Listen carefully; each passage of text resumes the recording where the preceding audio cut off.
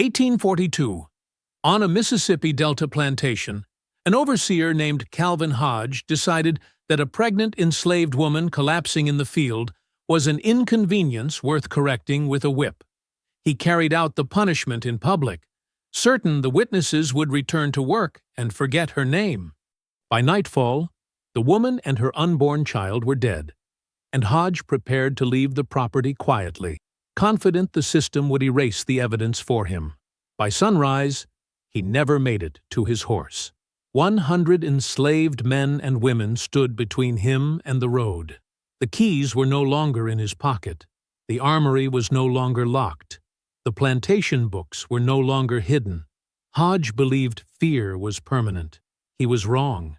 What happened inside that plantation after his final mistake was so complete, so calculated, that when outsiders arrived, they found power reversed and the system bleeding.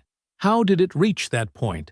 And what did those witnesses decide to do with the man who thought he was untouchable? Before we go any further, comment where in the world you are watching from and make sure to subscribe because tomorrow's story is one you don't want to miss. Dawn crept across the Mississippi Delta, painting the cotton fields in shades of amber and gold. The morning air hung thick and heavy, promising another day of merciless heat. Ruthie stood in the endless rows of cotton, her swollen belly prominent beneath her rough-spun dress. Her fingers moved mechanically, plucking the white bolls and dropping them into her basket. The familiar motion was one she'd performed thousands of times before, but today each movement felt like lifting stone. The sun hadn't yet reached its full strength, but sweat already soaked through her dress, leaving dark patches across her back. She hummed softly, an old spiritual passed down from her grandmother, letting the familiar melody steady her trembling hands. The baby inside her stirred, as if reaching toward the sound. "Keep your hands moving," someone whispered urgently from the row behind her. "He's coming." The rhythmic thud of hoofbeats announced Calvin Hodge's approach before his shadow fell across the field. Ruthie's fingers moved faster, even as black spots danced at the edges of her vision. The overseer's horse snorted and stamped, kicking up small clouds of dust as Hodge began his morning inspection. Hodge sat straight-backed in his saddle, his leather vest creaking as he surveyed the field like a general inspecting troops. His face bore the perpetual squint of someone looking for faults to punish. The riding crop in his hand tapped against his boot in steady rhythm, marking time like a metronome of threat. "You there!" Hodge's voice cracked like a whip. "Show me your basket." An elderly man shuffled forward, holding up his morning's work. Hodge leaned down from his horse, examining the cotton with exaggerated care, before knocking the basket from the man's hands. Cotton bolls scattered across the dry earth. "Half of these are stained," Hodge announced. "Pick them all up. Do it again." The old man bent slowly, his joints creaking as he gathered the spilled cotton. Ruthie's humming faltered as she watched, but she couldn't stop completely. The melody helped keep her upright, fighting against the waves of dizziness that threatened to overwhelm her. Hodge's head snapped toward the sound. He guided his horse closer, looming over Ruthie's row. "What was that noise?" Ruthie pressed her lips together, but the tune still hummed in her throat, softer now, but impossible to fully silence. The baby kicked hard, making her gasp. "I asked you a question," Hodge said, his voice dangerously soft. He shifted in his saddle, leather creaking ominously. Just keeping time, sir," Ruthie managed, her voice barely above a whisper. The world tilted strangely around her, the cotton rows blurring into white streaks against the dark earth. "Time is kept by work, not noise," Hodge said. He leaned down, his face inches from hers. "You want to make noise? I can give you something to make noise about."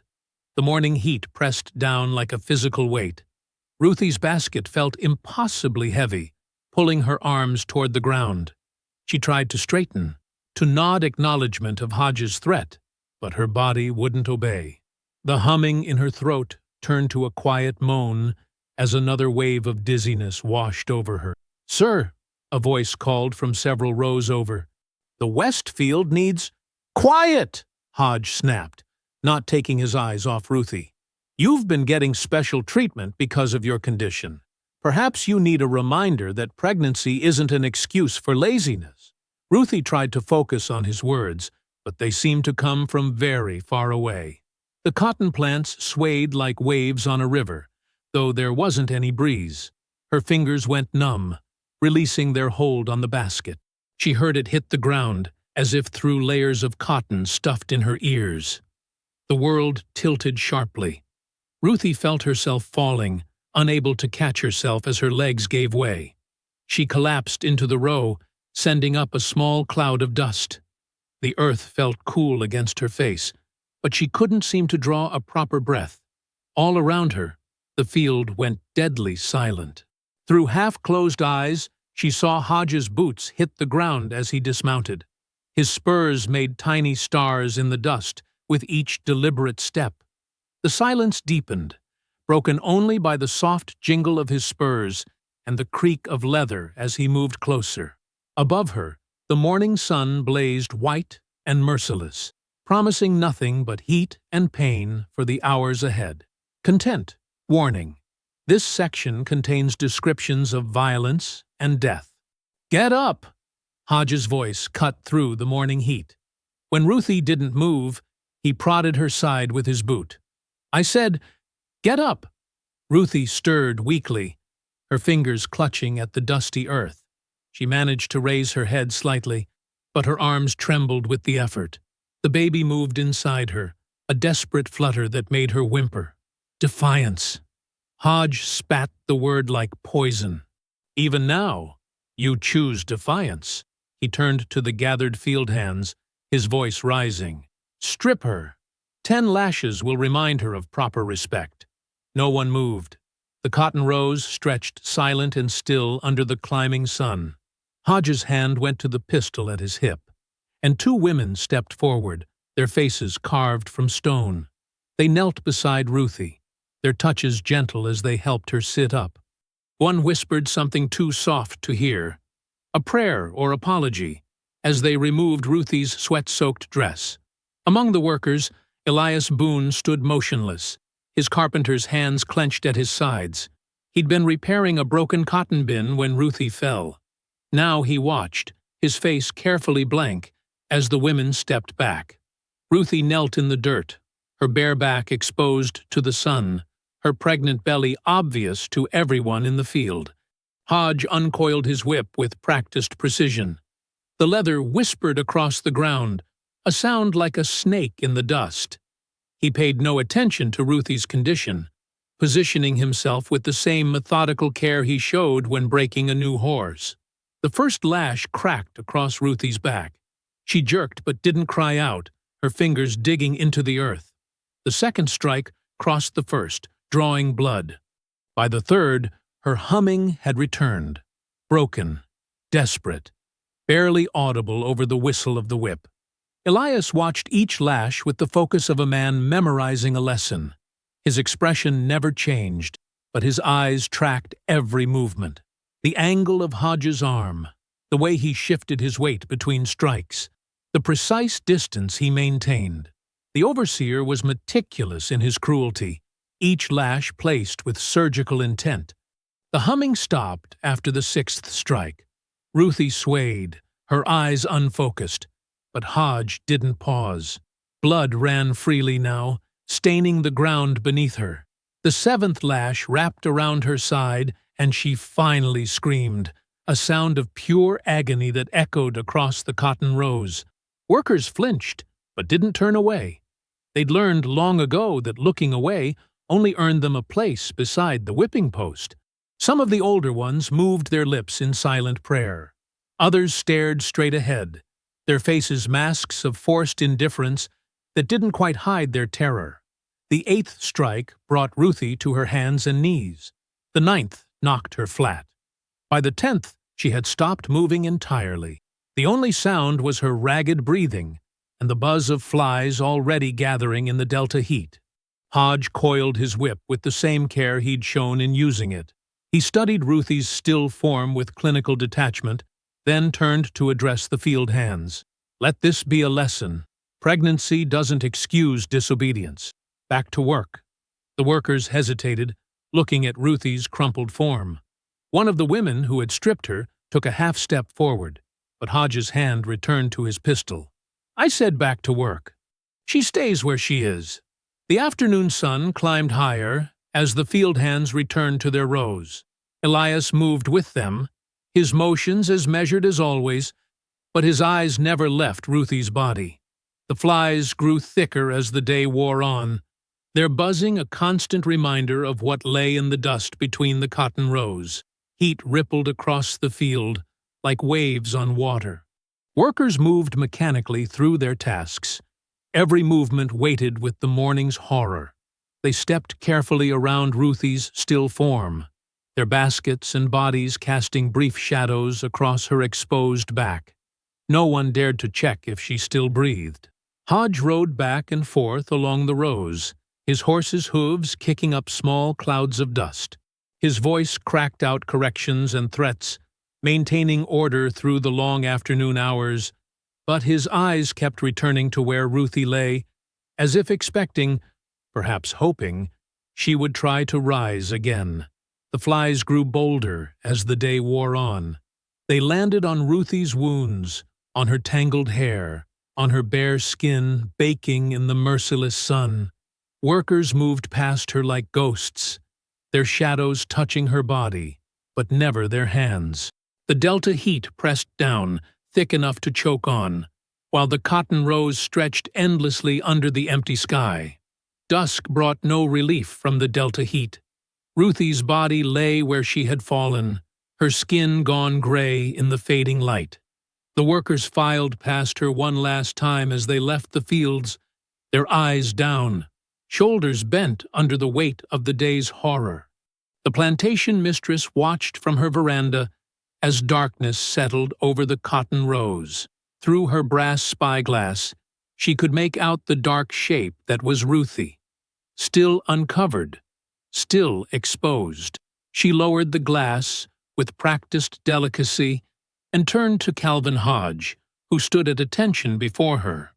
"This creates unfortunate talk," she said, her voice precise as cut glass. "You'll transfer to the Richardson plantation at first light." "I've already sent word."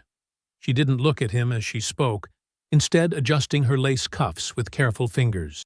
Hodge's jaw tightened. "Ma'am, with respect." "It's decided." She cut him off with a small wave. "Pack your things quietly. I won't have scandal disturbing the order of this plantation." The news traveled through the quarters like smoke under a door. Whispers passed from cabin to cabin, carried by children too young to work the fields, by house servants moving through their evening tasks, by the elderly who knew how to move unseen in the growing dark. In his workshop, Elias Boone worked late into the night, his tools making little noise as he carefully dismantled the plantation bell's clapper.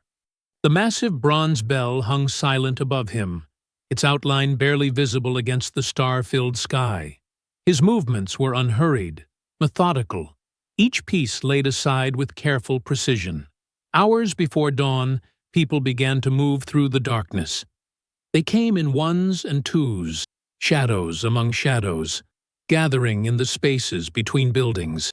No one spoke. They carried no weapons, no tools, nothing that could mark this as anything but an ordinary morning. The sky was just beginning to lighten when Hodge emerged from his quarters, saddlebags packed, rifle slung across his back. He paused on his porch, scanning the yard with the instincts of a man used to watching for trouble. But the pre-dawn darkness played tricks with depth and distance. He didn't realize he was surrounded until he reached his horse. They seemed to materialize from the shadows. Field hands, house servants, stable workers, craftsmen.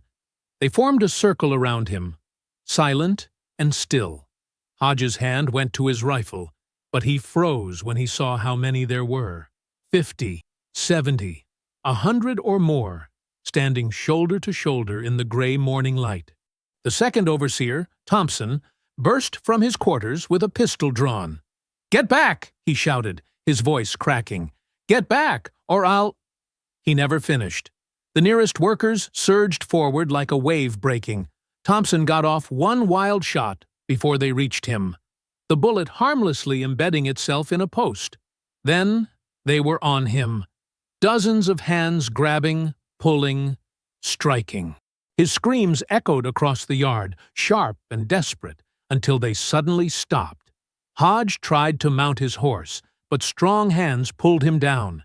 He fought like a cornered animal, landing several solid blows before sheer numbers overwhelmed him. Someone got his rifle. Someone else took his pistol. He ended up face down in the dirt, bleeding from a dozen small wounds, while workers stripped him of every weapon and key. A group broke away from the main crowd, running toward the armory. The door guard tried to bar their way and went down under a hail of fists and feet. The lock was broken, the door torn from its hinges.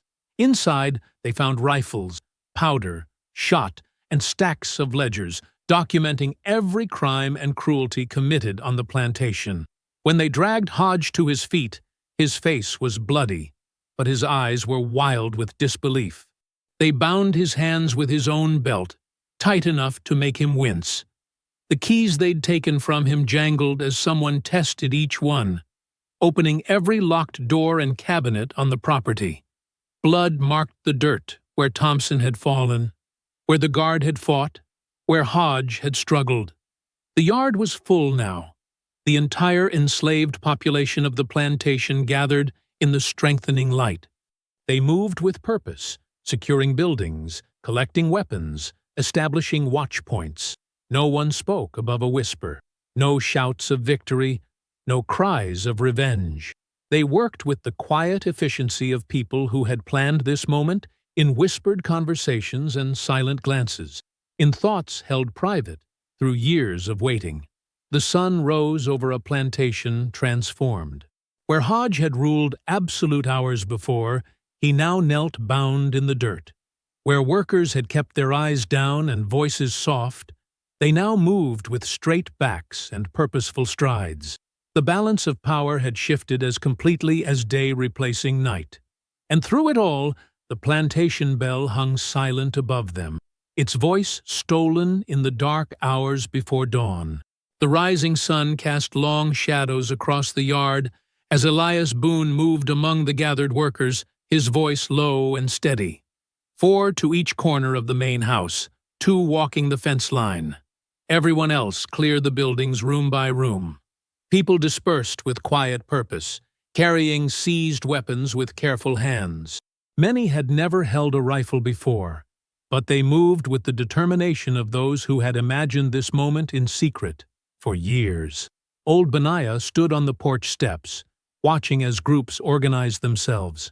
When young Marcus raised his rifle toward the bound Hodge, Benaiah's hand came down gentle but firm on the barrel. "Not like that," Benaiah said, his voice carrying the weight of decades. "We ain't become what he made us to be." Marcus's hands shook with rage.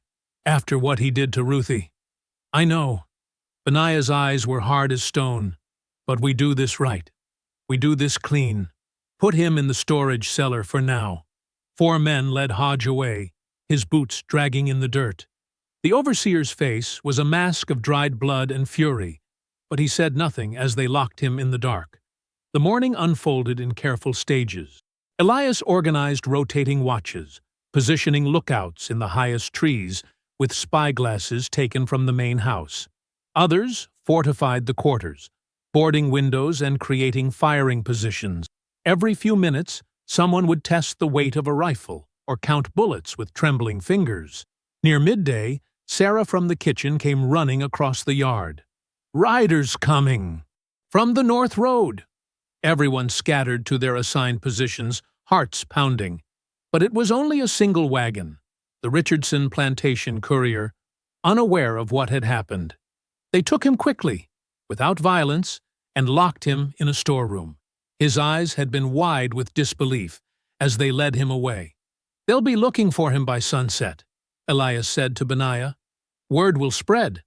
Benaiah nodded. Time enough to prepare.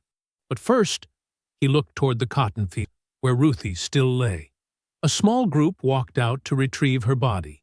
They moved slowly, with dignity, carrying a clean sheet from the main house. The sun beat down as they covered her gently, lifting her with careful hands. Someone started humming, the same spiritual Ruthie used to sing.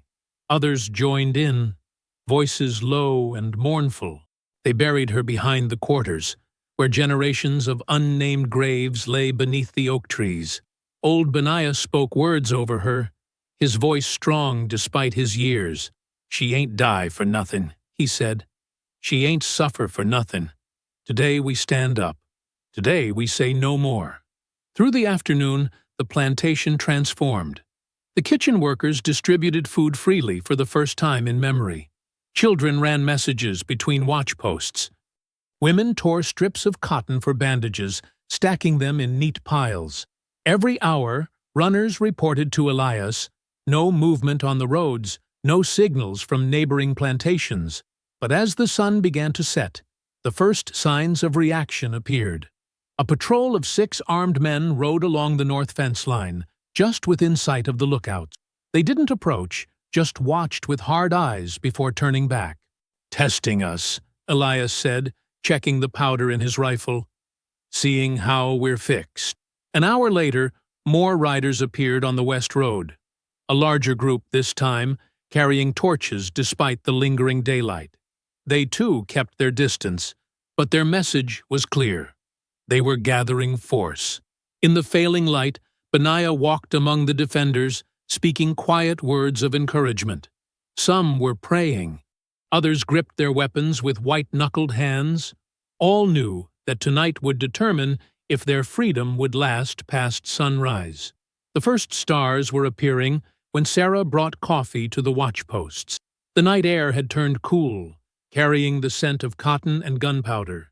Clouds drifted across the moon, alternately revealing and concealing the open ground around the plantation. Elias stood with his back against the corner post, counting shadows in the tree line.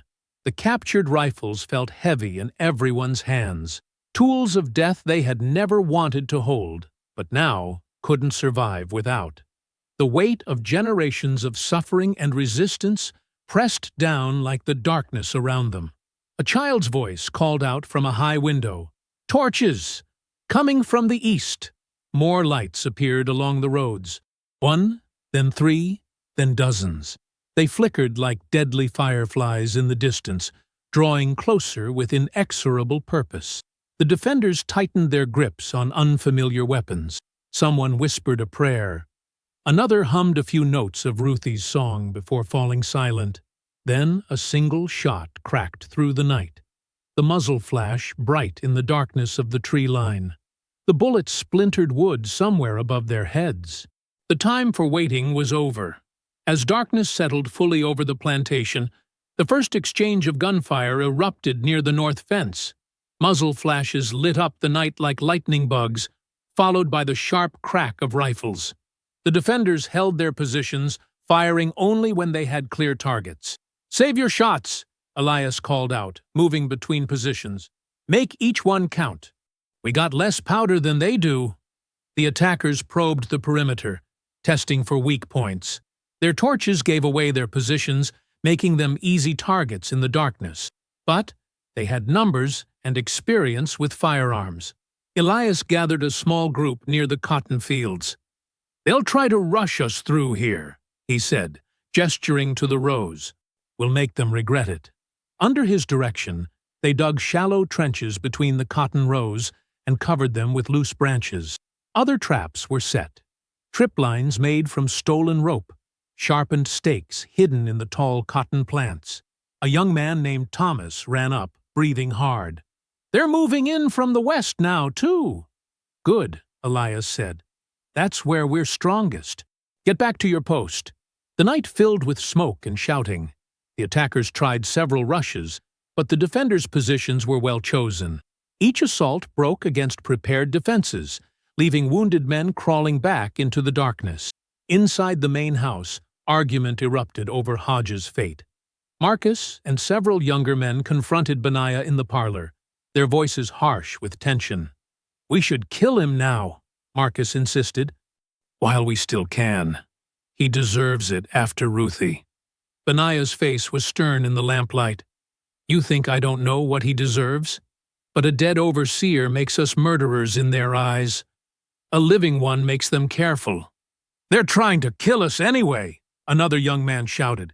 "Keep your voice down," Elias said, entering from his rounds. "They're listening for weakness." Sarah burst in. "They're trying to fire the north quarter." Everyone rushed out. Burning arrows arced through the night sky, landing on roofs and in cotton bales. Defenders scrambled to extinguish flames while maintaining their positions. The smell of smoke mixed with gunpowder. Near midnight, a major assault came from 3 directions at once. Guns blazed in the darkness. Someone screamed. One of the younger defenders hit in the shoulder. The attackers pressed forward, thinking they'd found a gap. But Elias had anticipated them. As the attackers rushed through the cotton rows, they hit the hidden trenches. Men fell, cursing. Stakes found flesh. The defenders' concentrated fire drove them back, leaving weapons and wounded behind. "Hold steady," Elias called out. "They'll try again before dawn." Inside the storage cellar, Hodge listened to the fighting above. His face showed nothing, but his hands clenched and unclenched in their ropes. The night seemed endless. Every hour brought another probe, another exchange of fire. The defenders rotated positions, sharing water and ammunition. Some prayed, others sang softly. All kept their eyes on the darkness beyond their positions. Shortly before dawn, the largest attack yet came from the east. 30 men or more charged the fence line, trying to overwhelm the defenses with sheer numbers. The battle was chaos. Muzzle flashes, screams, the meaty impact of bullets finding targets. When it was over, 7 attackers lay dead or dying in the yard. 2 defenders were wounded, but none killed. The sun rose over a changed landscape. Dropped rifles and pistols littered the ground. Patches of earth were dark with blood. Shell casings glinted in the early light. Elias walked the perimeter as the sky brightened, checking defenses and gathering weapons. The air smelled of spent powder and morning dew. Somewhere in the distance, a rooster crowed as if it were any other day. "Count it," he told Sarah, dropping an armload of captured weapons on the porch. "Sort the good ones from the damaged." Benaiah stood watching the tree line, where the last attackers had melted away with the darkness. "They'll be back," he said, "with more men." "Yes," Elias agreed, "but now they know we can fight. Now they know the cost." The rising sun revealed the full scope of the night's combat. Bodies lay tangled in the cotton rows where the traps had worked. Spent cartridges and discarded equipment marked each failed assault. Blood stained the earth, but the plantation remained in their control. The defenders moved with new purpose, stronger for having survived the night. They collected weapons, reinforced positions, tended to the wounded. They had proven they could stand against armed men, could protect what they'd taken. The price had been high, but they had held their ground. Thomas approached Elias, his young face streaked with powder burns. "What do we do with their dead?" Elias looked at the bodies, then at the fresh earth over Ruthie's grave. "We bury them proper," he said. "We ain't them. We do this right." Mid-morning sunlight streamed through the plantation house windows as Elias spread Hodge's ledgers across the dining room table. Sarah and Benaiah stood on either side, their faces grim as they studied the cramped handwriting. "Look here," Sarah said, pointing to a column of names. "These 6, all listed as dead from fever last summer. But I remember them being sold off. I served in the big house then, saw the buyers come through." Elias nodded slowly. "Deaths don't get investigated. Sales leave paper trails." He was hiding transactions, pocketing the money. Benaiah traced weathered fingers over the dates. "Not just people. Look at these cotton weights. Numbers don't match what we picked. He was skimming from every harvest, marking down less than what was sent to market. They found more discrepancies as they worked through the books. Workers listed as dead who had been secretly sold. Supply costs inflated, with the difference pocketed. Cotton weights consistently underreported. The excess sold for private profit. "This goes back years," Sarah whispered. "All of it hidden in plain sight, just numbers in a book." "Numbers that tell the truth now," Elias said. He pulled out a newer ledger, its leather still stiff. "This one has names from other plantations, too." He was working with other overseers, moving people around like chess pieces. Thomas burst in, breathless from running. "Riders coming! At least 40, maybe more." "Sound the alarm," Elias ordered, carefully gathering the ledgers. "Get everyone to positions. Sarah, hide these somewhere safe." The afternoon sun beat down as the defenders took their places. They had more weapons now, captured in the night's fighting. The new arrivals approached with more caution than previous attacks, having heard about the morning's losses. "Hold until they're close," Elias called out. "Let them think we're weak." The attackers formed a line at the edge of the cotton field. Their leader raised a white flag and rode forward. "You've had your fun," he shouted. "Surrender now, and some of you might live." No one responded. The cotton rows stood silent in the heat. "This is your last chance." The leader waited, then turned back to his men. "Burn them out!" The assault began with a volley of fire.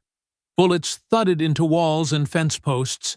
The defenders waited, staying low in their prepared positions.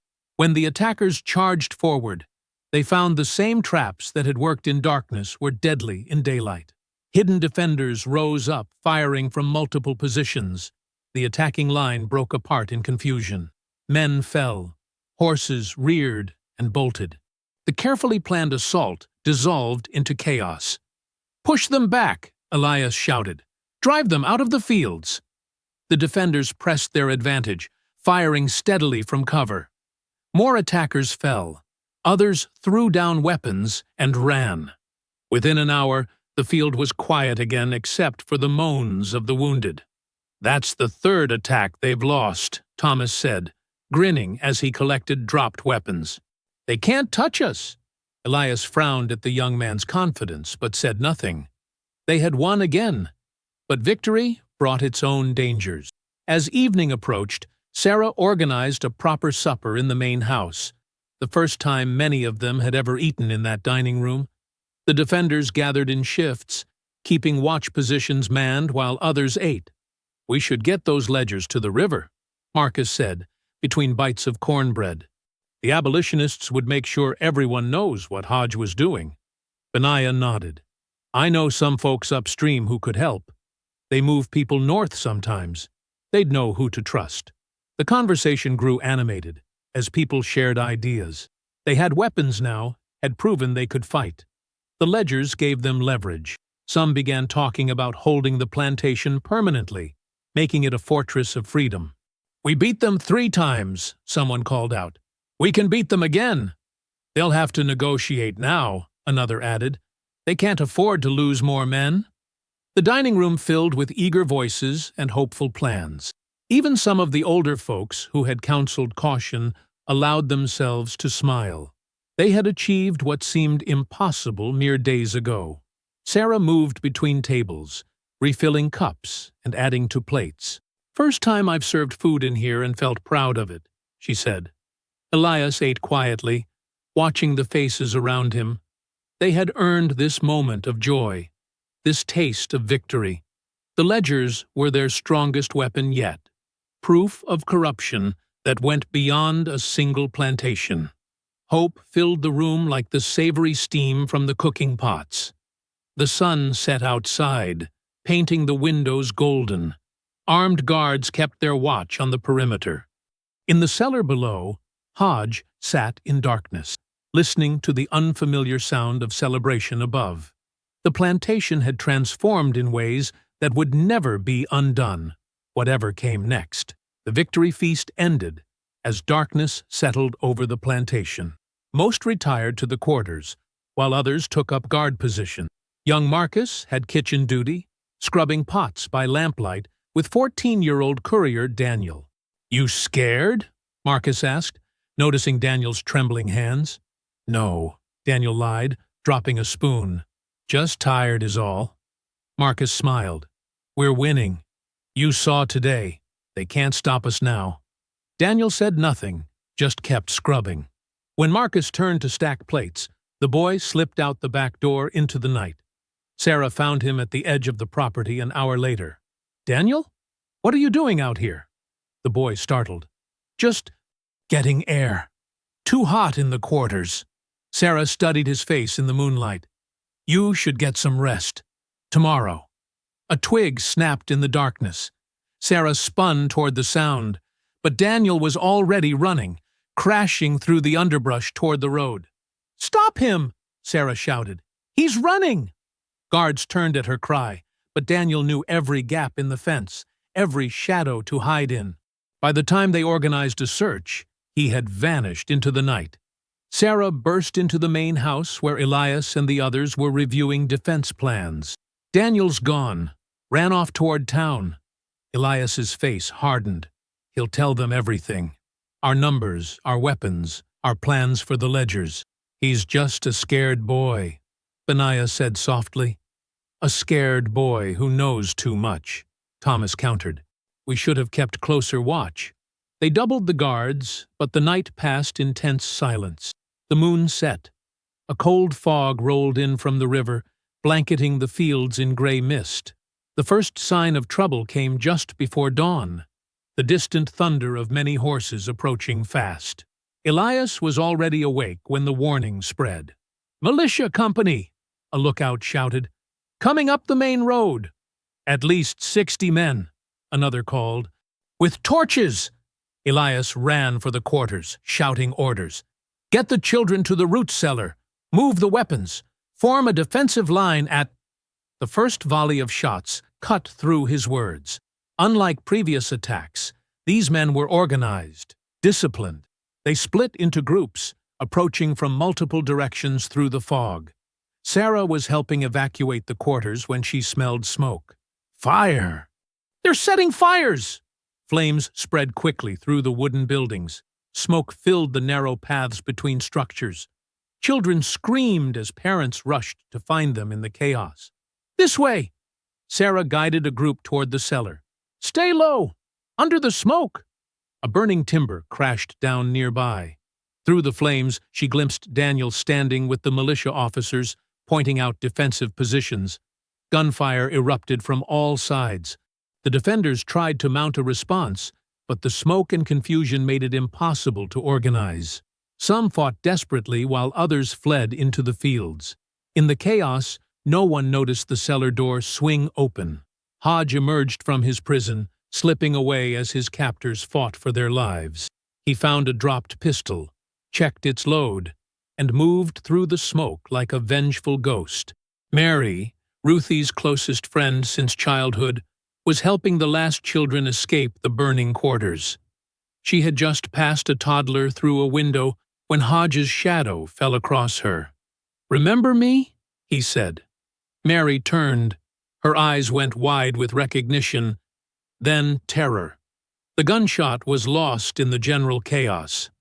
Sarah found Mary's body an hour later, as dawn painted the smoke-filled sky in sickly shades of orange and gray. The children she'd saved huddled together, crying quietly. The unified resistance that had held the plantation for 3 days was shattered.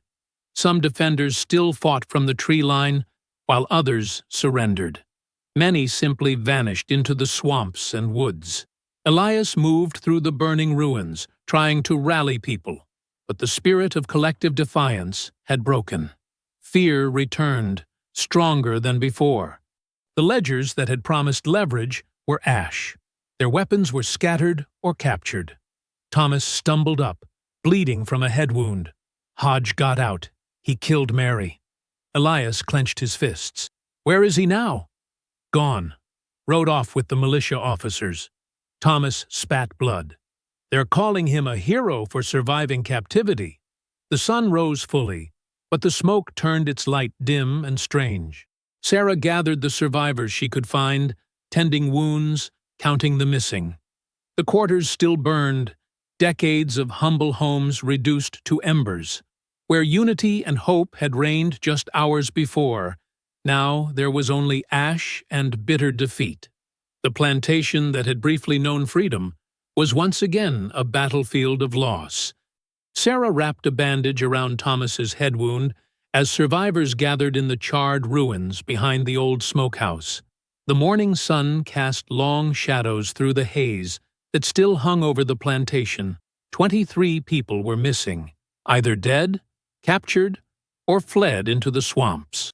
"We can't stay here," Thomas said, wincing as Sarah tied off the bandage. "They'll be back with more men." Elias stood nearby, his shirt stained with smoke and blood. He'd been silent since dawn, watching the militia's dust cloud disappear down the road. Now he turned to address the roughly 40 people who remained. "They expect us to run," he said quietly, "or surrender, to accept that nothing can change." "We tried to change things," old Benaiah said. "We held this ground for 3 days. That was our mistake," Elias replied. "Trying to hold ground, trying to own what they own." He picked up a handful of dirt and let it sift through his fingers. "This land isn't meant to be owned, but it can be denied to those who'd use it for evil." Sarah finished with Thomas's wound and stood. "What are you saying?" "I'm saying we destroy it all." Elias's voice grew stronger. "Not just buildings, those can be rebuilt. We destroy the future they planned, the profits they counted on, the system itself." Murmurs spread through the group. Some nodded in understanding, others looked uncertain. "The cotton's nearly ready for harvest," Elias continued. "Burn it. The gin house, the press, the tools. Break them beyond repair. Poison the stored seed. Salt the best fields. Make this land worthless to them." "That's generations of work," old Benaiah protested. "Our work. Our parents' work." "Work they stole," Thomas said fiercely. "Let them choke on the loss." Sarah moved to stand beside Elias. "Ruthie died in those fields. Mary died trying to save our children. How many more will die to keep their system going?" Agreement rippled through the crowd. The defeat of Dawn began transforming into something harder, colder, more focused. Elias laid out his plan. They would split into small groups, each with specific targets. The gin house team would disable the machinery beyond repair. Others would gather oil, lamp fuel, and turpentine to burn the cotton fields. The strongest would sabotage the irrigation systems and bridges. "What about the big house?" someone asked. "Leave it," Elias said. "Let them have their empty mansion over dead fields." They worked through the details as the sun climbed higher. Sarah organized the medical supplies and food they'd need for their escape routes. Thomas mapped out the best paths through the swamps, learned from generations of runaway slaves. "Some of us won't make it," old Benaiah warned. "The slave catchers will be hunting harder than ever." "Some of us didn't make it holding the plantation," Elias replied. "At least now we choose the terms of our fight." By midday, the teams were organized. They gathered what tools and weapons remained, distributing them based on each group's task. Sarah taught everyone how to treat burns and wounds, knowing they'd need these skills soon. The afternoon was spent in careful preparation. They ground up the stored seed corn with toxic roots and berries. They loosened wagon wheels and sabotaged harnesses. Anything that could aid in rebuilding the plantation's prosperity was methodically destroyed or damaged. "We'll start at sunset," Elias told them as the day began to wane. "The cotton will burn bright enough to be seen for miles. By the time help arrives, we'll be gone." "And Hodge?" Thomas asked. "He's still out there." "He'll come back," Elias said with certainty. "Men like him always do, and we'll be ready." The sun sank toward the horizon. Sarah helped distribute dark clothes and face coverings to hide them in the night to come. The teams made final checks of their tools and positions. The air grew thick with tension and purpose. Old Benaiah gathered them for a final prayer as dusk approached. "Lord," he said, his voice trembling but strong, "we ask not for mercy tonight, but for justice, not for peace, but for the strength to do what must be done." Elias stood silent through the prayer, watching the sun's last rays paint the cotton fields gold. Soon those same fields would feed a very different kind of light. The plantation that had witnessed so much suffering would become a pyre for the system that caused it. The teams began moving into position as shadows lengthened across the land. Each person knew their role, their targets, their escape route. There would be no mistakes tonight, no hesitation. The future they'd destroy wasn't just cotton and profit. It was the very foundation of their oppression. Sarah checked her medical supplies one final time, then took her place with the others. The wait for full darkness began, every minute stretching like hours. The land held its breath with them, as if nature itself anticipated the coming inferno. The moon rose blood-red through the smoke as Sarah crouched in the shadows of the gin house. Her heart pounded as she watched the first teams move into position. The night air hung heavy with heat and the sharp smell of turpentine. A whistle cut through the darkness. Elias's signal. Sarah struck her flint, and the oil-soaked rags at the gin house base caught immediately. The flames spread faster than she expected, racing up the wooden walls. Inside, the precious machinery that processed their cotton lay broken beyond repair, its gears and wheels shattered. Across the plantation, other fires bloomed like deadly flowers. The storehouses, carefully prepared with accelerants, erupted almost simultaneously. Years of accumulated cotton, seed, and supplies fed the inferno. The heat drove Sarah back as burning debris rained down. Through the smoke, she saw Thomas's team at work on the bridge. The support beams, weakened earlier by strategic cuts, gave way with a thunderous crack. The whole structure groaned and tilted, then crashed into the creek below. Without that crossing, wagons would have to take the long way around, adding days to any harvest transport. "The fields!" someone shouted. Sarah turned to see lines of fire racing through the cotton rows. The plants, dried by summer sun and doused with lamp oil, burned like powder. Sparks flew up, catching more rows alight. Soon the entire main field was ablaze, casting wild shadows across the land. Old Benaiah directed the poisoning of the soil, his team methodically working through the smaller fields with their toxic mixture. "Deep as you can," he called. "Make sure it soaks in." The best growing soil, enriched by generations of careful tending, would be useless for seasons to come. Sarah moved between groups, treating burns and cuts as they worked. The destruction was precisely organized. Each team had specific targets and timing. They'd learned efficiency from the very system they were dismantling. A gunshot cracked through the chaos. Then another. "Hodge!" Thomas's voice carried over the roar of flames. "By the stable!" Sarah's blood ran cold. Calvin Hodge had returned, just as Elias predicted. Through gaps in the smoke, she saw him firing wildly, trying to stop what he couldn't even fully see. His face twisted with rage as he watched his domain burn. But they were ready. Teams shifted smoothly to their secondary tasks, surrounding Hodge from multiple directions. He spun, shooting at shadows, but the smoke worked against him now. A thrown rope caught his arm, then another his legs. He went down hard. "Don't kill him," Elias commanded, emerging from the darkness. "Bring him to the post." They dragged Hodge to the whipping post where Ruthie had died. His struggles were useless against the many hands that held him. Sarah watched as they bound him securely, his back exposed just as he had exposed so many others. Thomas approached with Hodge's ledgers, the pages that documented years of crimes. He nailed them to the post above Hodge's head, where approaching riders would clearly see them.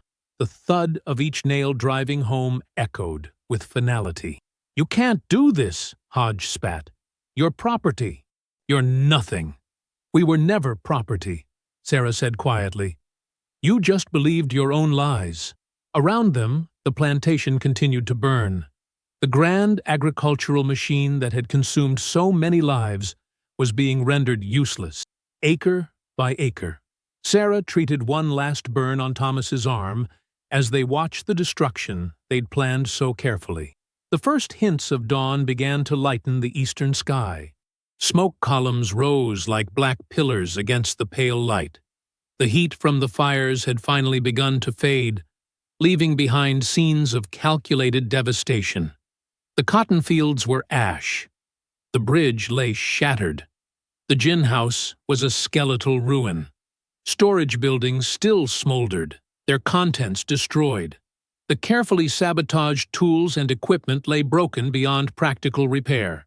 Even the soil itself had been poisoned against future planting. Elias gathered them near the whipping post. Time to move, he said. Everyone knows their escape routes. Stay in your groups. Help each other. Sarah shouldered her medical supplies, now packed for travel. Thomas confirmed his group's path through the swamps. The others made final preparations to scatter in planned directions, some heading for the river, others for hidden camps deep in the wilderness. They left Hodge bound at the post, his precious ledgers displayed above him like evidence at a trial. The morning light grew stronger, and in the distance, dust clouds signaled approaching riders. But the destruction was complete. The plantation's future had been systematically erased. Dawn revealed the full scope of their work. Where a profitable operation had stood, only ruins remained. The land itself would remember what happened here, its soil and structures transformed by one night of purposeful devastation. The system's power had been built on their labor, and now that same labor had been turned toward its destruction. The first riders arrived as the sun crept over the horizon, their horses kicking up dust that mixed with lingering smoke. Sheriff Morton led the group, his face hardening as he took in the devastation. The plantation lay in ruins before them. Fields burned black, buildings collapsed, and the heavy scent of destruction hanging in the air. They found Calvin Hodge at the whipping post, his wrists raw from struggling against the ropes. Above him, the ledgers fluttered in the morning breeze like accusing fingers. Morton's deputy reached to take them down. "Leave them," Morton ordered, his voice tight. "They're evidence now." The pages revealed years of systematic theft and cruelty. Deaths recorded as natural causes that were anything but natural. Profits skimmed and hidden. Children sold secretly, their values pocketed. Every crime carefully documented in Hodge's own hand, his precise numbers telling an ugly story. More riders arrived throughout the morning. Plantation owners from miles around came to witness what they'd feared most, proof that their carefully maintained order could be broken. They found their worst nightmares confirmed in the methodical destruction around them. The gin house was a blackened skeleton. The bridge lay splintered in the creek below, its supports expertly sabotaged. Storage buildings still smoldered, their valuable contents reduced to ash. Even the soil had been poisoned, the rich earth that had produced so much wealth now useless for seasons to come. "How many escaped?" one owner demanded. Morton surveyed the ruined fields. "All of them. Near as we can tell, they scattered in different directions. Well-planned routes." He touched the barrel of his rifle. They knew exactly what they were doing. The plantation mistress stood in her doorway, her face pale as she watched the investigation unfold. Her carefully ordered world had been dismantled overnight. The ledgers revealed her husband's crimes too. She couldn't claim ignorance anymore. Teams searched the surrounding woods, but found only cold trails and false leads. The escaped slaves had used their intimate knowledge of the land, disappearing into swamps and hidden paths that patrollers couldn't navigate. They'd planned for this moment, preparing escape routes while their captors slept secure in their power. Hodge was finally cut down, his authority gone with his ledgers. The other owners watched him with barely concealed disgust, not for his crimes, but for allowing them to be exposed. He had broken their unspoken code, creating written proof of what everyone pretended not to see. As noon approached, the full scope of the destruction became clear. This wasn't just an escape. It was a systematic dismantling of the plantation's future. Every tool of profit and control had been carefully destroyed. The message was clear. What had been built by forced labor could be unmade by those same hands. 6 months later, in a small cabin upriver, Elias Boone sat at a rough-hewn table with 3 children. Sunlight streamed through the window as their fingers traced letters in cornmeal spread on wooden boards. They worked slowly, carefully forming each shape. "That's right," Elias encouraged, watching them practice. "Remember how the B curves twice." Teaching literacy was dangerous work, but Elias had found his calling in it. Each child learning to read was another crack in the system's foundation. They came to him in secret, learning in hidden moments between their other tasks. The cabin was simple but secure, built into a hillside where it couldn't be seen from the river. Local freedmen protected him, understanding the importance of his work. They brought him news, supplies, and new students eager to learn. After the lesson, as the children hurried home by different paths, Elias took out his carving tools. The wood beneath his hands was dark oak, salvaged from the river. He worked with the patience he'd learned as a plantation carpenter, each cut precise and deliberate. He carved names into the beam, names of those who hadn't survived, who deserved to be remembered. Each letter was deep and clear, designed to last. When he reached Ruthie's name, his hands slowed, taking extra care. Ruthie, whose death had finally made silence impossible. Ruthie, who had hummed spirituals even as her strength failed. Ruthie, whose unborn child had died with her, both their futures stolen by Calvin Hodges' whip. The last letter took shape under his knife. Elias ran his fingers over the carved name, feeling each curve and line. Memory made permanent in wood, defying the system that had tried to erase them all. Outside his window, the river flowed endlessly past, carrying new stories downstream. But here, in careful cuts and hidden letters, the old stories would survive. Each name carved was a testament. Each child taught to read was a victory. Each memory preserved was an act of rebellion against those who wanted the truth forgotten. I hope you found that story powerful. Leave a like on the video and subscribe so that you do not miss out on the next one. I have handpicked 2 stories for you that are even more powerful. Have a great day.